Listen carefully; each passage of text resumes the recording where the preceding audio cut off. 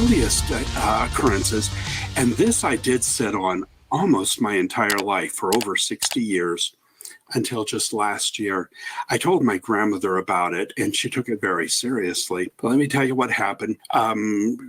Early in the morning, first thing we do, we go out to the barn, we let the chickens out, and the chickens run around the yard all day. So it was a quiet morning, probably early morning. I was probably about 5 years old, so this would have been late 1950s. My grandmother was inside. I'm on the porch. The chickens are running around.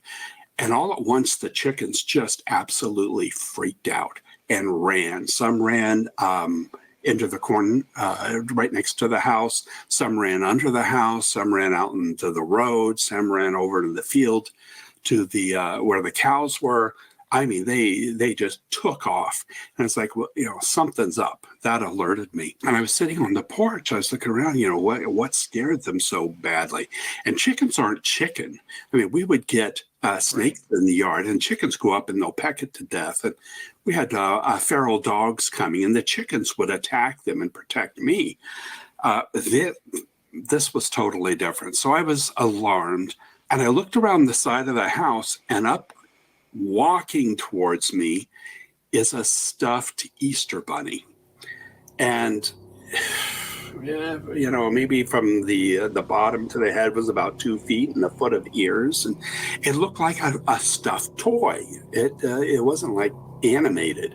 And it was kind of dirty. It had a little yellow bow around its neck, and the bow was soiled and wrinkled. And it was kind of leaning off to one side and just kind of walking like somebody had their hand behind it and was moving it like to play with a kid. Oh, here comes the Easter bunny.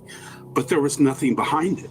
And it was maybe, this far off the ground, floating and coming towards me. I'm thinking, what the heck is this? I'm a kid, but I knew this isn't normal. Wow. Yeah. So, it's like, what are you? I didn't say anything, but I just, this is what I'm thinking. And I can't remember if it was an actual voice or it just came in my mind, but it started talking to me. And it said that it needed help. It needed me to go with it and help it do something. And if I would go with it, we could have some great adventures. And come with me.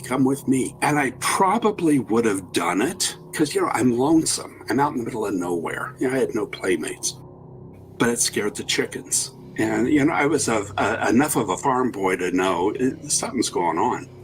So I didn't go with them. I said, no, I'm not going with you. If you need some help, ask your friends something. Wow. And it kept trying to get me to go with it. Come on. I really need your help. Help me. Come with me. You're going to love it. Come on. We'll have a good time. I refused to go. And I backed up on the porch. Just like, I don't trust this situation. And as I backed up on the porch, there was a corner to the house, and I couldn't see it anymore. And I thought, waited a few minutes, and I thought, So I took a few steps forward and leaned around the corner of the house, and it had turned around and was walking away. And again, kind of wobbling like something's holding it. But this time I could see what was behind it. I saw the back of what looked like a used, dirty, soiled Easter bunny stuffed toy. But what was behind it, it looked like a 2-foot, fat, squatty dinosaur with 4 legs and a tail dragging on the ground. And it looked like maybe its snout or its head was stuck in the back of the Easter bunny. Someone later told me maybe it was morphing between shapes or something. I couldn't believe it. I mean, it's like, oh, what the heck is that? And I watched it walk around the corner of the house and disappear. And I ran in and got my grandmother, and I told her what happened. She totally believed me. Ran out of the house, had her gun. We always had guns all over the place, and ran around the house. She was a hillbilly, and didn't see anything. I don't know if there was tracks in the ground or what. I don't remember that. But I stayed in the house for like a week after that. I was too scared. It was an hour or so later before the chickens started coming back. Uh, that was my proof that this wasn't my imagination. They saw something, and they saw it before I did. Sure. So all my life, I've sat on this. I thought, what the heck was that? I've had many, many spirit experiences. I've had one UFO experience. I've had a couple experiences with non-human beings that I ran into on camping trips. But, what was this? So finally last October of 2022, I went to my very first UFO conference. It's called I don't know, UFO Congress or something. It was here in Arizona. And I went to the experiencers meeting, and two people stood up and told my story. The same thing happened to them. Oh, wow. And it was both the Easter Bunny, except theirs was animated like a cartoon character. And they kept trying to get them to come with them, come on. And they were terrified and wouldn't go with them. And I thought, wow. So for the first time in over 60 years, I told my story publicly there too, because I was the third person. I stood up and I said that same thing happened to me. And it was interesting that they had been in Ohio too. It's much more recent than my experience. They were much younger than I was. So a few months later, I thought, I'm just going to be bold and adventuresome. And I put my story on a Reddit group about beings enticing children, taking on the forms of cartoon characters. I got like 200 replies, and I spoke to 36 people that had the exact same thing happen to them. But it was the cartoon character that would have been popular at their age. The cowboy. Oh, Toy Story. Toy Story, that's it. Okay, yeah. Another one was Ninja Turtles. One said it was Captain Crunch and would come up to them and try to get them to go. Not one of them went with the beings. But 36 had the same thing. And it's like, what is going on with this? I just recently heard from a woman, and it was Santa Claus. And she did go. She was the only one that I've ever talked to that did go with him.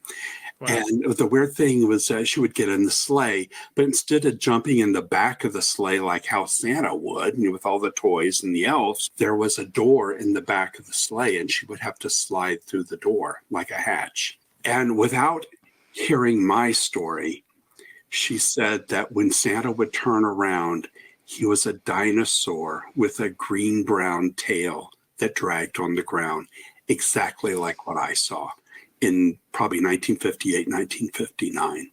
Was it like a popular kind of doll you had seen, or was it just kind of a generic Easter bunny and that was your sort of popular thing? It was interesting. And after, I really think maybe I should really focus on this and interview all of these people that contacted me, because I don't think anybody's doing this. There's a show Spielberg did called Taken. It was like a 2 or 3 parter in 2002 or 2003. And there's a clip in there where an animated squirrel comes and gets somebody and takes them to a hollow tree, and the tree turns into a ship and off they go. And someone in this group I got goosebumps again. Wow. Told me about that. And I found on YouTube, I found the clip of that. Being out in the middle of nowhere, to get clothes, people would drive by and they would put out sacks of used clothes for us because we looked so desperate. It's my grandmother and I. And then they'd drive off. And once they drive off, we'd go through, and there would be my clothes I'd have, or an old dirty toy or something. Everything was used. Or people would just drop off food and then drive off. And we had a TV, we got one channel. And we could barely, get much of anything. This is Southern Ohio, so mostly we got West Virginia stations. So I wasn't exposed to a lot of cartoons. So it seems like it appeared to me what a poor kid on a dirt road with no plumbing would find normal, and that was a soiled, used, stuffed toy. A brand new, pretty toy. I wouldn't know I had never seen anything like that. So my toys were all from like my parents had back in the 40s. It's interesting. Whatever these things are, they know what the kid would find as normal or would be drawn to, and they take on that shape. What do they want? Why do they need our permission? I mean, whatever they are, they could have grabbed us. Yeah. Wherever it came from, it could have grabbed me and ran off with me. For whatever reason, it needed my permission. Your grandmother's awesome because I love how, first off, I love how she ran out with a gun. And I mean, but I think you're right that would be treated with the normal, oh, it's just your imagination, go back to work, son, kind of thing. But had she mentioned experiencing anything similar in her past, or you said she took it seriously? Did she have any indication like, hey, I've kind of know what that might be, or what did that look like? If she did, she didn't tell me. I was a kid, and she probably, if she had an inkling, she might have been afraid of frightening me. Gotcha. But she did tell me, she says, if it ever comes back, whatever you do, don't go with it.